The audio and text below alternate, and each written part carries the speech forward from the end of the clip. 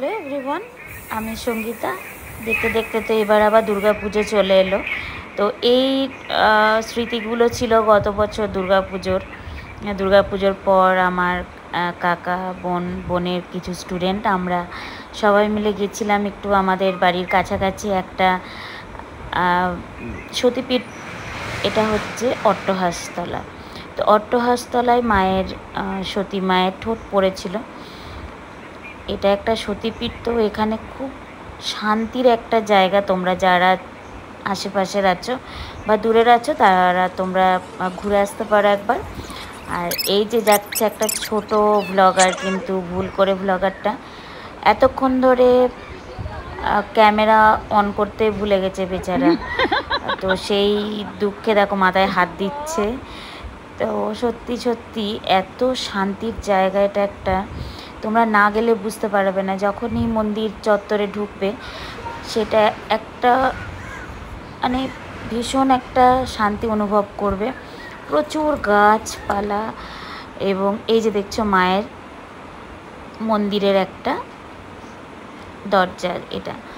তো এই মাঝ রাস্তা দিয়ে যেতে হয়। আগে আমরা প্রথম যখন যেতাম এতটা উন্নত ছিল না এখানে। তো এখন অনেক উন্নত করেছে এবং তোমরা যারা চাও যে দুপুরবেলা ওখানে ভোগ খেতে, তো সেটাও তোমরা ওখানে গিয়ে ভোগ খেতে পারো। কিন্তু তার জন্য মনে হয় যেন 12টার আগে তোমাদের পৌঁছতে হবে ওখানে। একটু আগে গিয়ে ভোগের কুপন কাটতে হবে।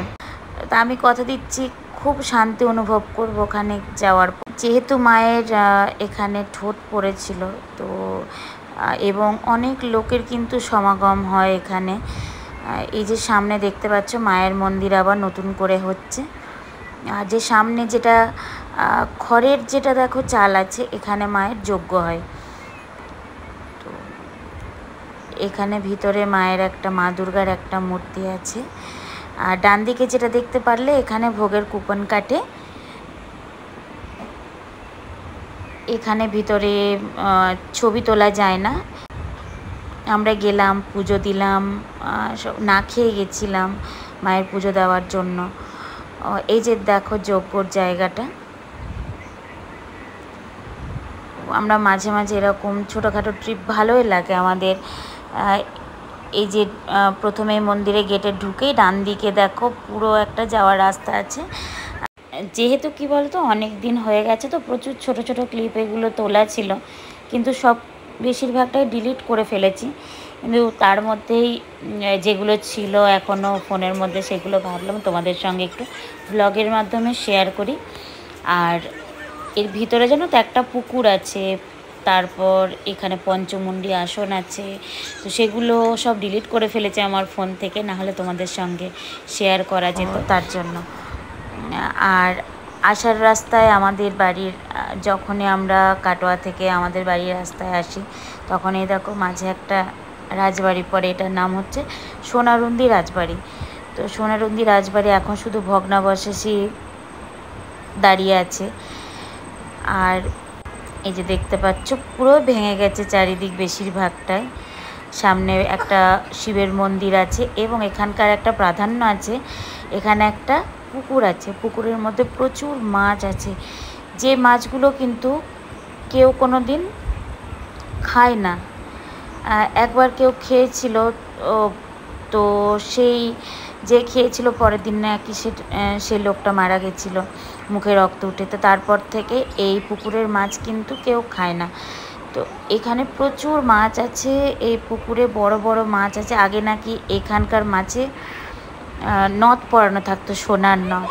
সবটাই কিন্তু লোকমুখে প্রচারিত। আমরা যখনই যাই এই রাস্তা দিয়ে একবার অন্তত নেমে এখানে দাঁড়িয়ে মাছগুলোকে একটু বিস্কুট বা পাউরুটি কিছু খাইয়ে তারপর আমরা যাই। দেখো মাছগুলো এগিয়ে আসবে এবং খাবারগুলো ওরা খাবে, বেশ ভালো লাগে এটা। বাচ্চাগুলো খুব আনন্দ পাচ্ছিল ওদের খাবার দিয়ে। আমরা বেশ কিছুক্ষণ ওখানে দাঁড়িয়ে তারপর আবার আমরা ওখান থেকে রওনা দিলাম আস্তে চারিদিক তোমাদের দেখো দেখিয়ে দেব। খুব ভালো লাগে রাজবাড়ি, কিন্তু কি বলতো এখন পুরোপুরি মানে একদম ধ্বংসাবশেষ পড়ে আছে বেশিরভাগ। ভিতরে একটা মন্দিরও আছে, সেটা সবসময় খোলা থাকে না। তো আমার এখনও পর্যন্ত ভিতরটা যাওয়া হয়নি, কারণ তাড়াহুড়োর মধ্যে যাতায়াতের রাস্তায় যেহেতু আমরা নামি এবং দেখি তারপর চলে আসি। তো বাচ্চারা এবার কিন্তু গিয়ে খুবই আনন্দ পেয়েছে।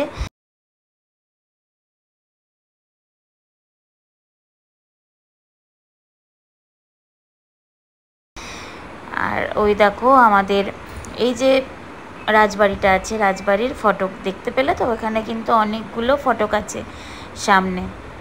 এই দেখো এবার বাড়ি ফেরার পালা। তো এর বাইরে একটা অনাথ আশ্রম আছে, দেখবে আমি যখন বেরোবো এই যে প্রাচীরটা আছে, প্রাচীরের পরে আর একবার দেখে নাও সবাই। আর এরপর এই দেখো এরা কয়েকটা ছবি তোলার জন্য এখানে দাঁড়িয়েছিল। এরপর তোমাদের বলছিলাম না যে একটা অনাথ আশ্রম আছে এখানে, এটা একটা রাজবাড়িরই একটা মানে অংশের মধ্যেই অনাথ আশ্রমটা আছে। সেটা দেখো বাঁদিকে যে সাদা রঙের, এই দেখো দেখতে পাচ্ছ, এটাই হচ্ছে অনাথ আশ্রম। ব্যাস, চলো আজকের মতো টাটা, ব্লগটা শেষ করছি।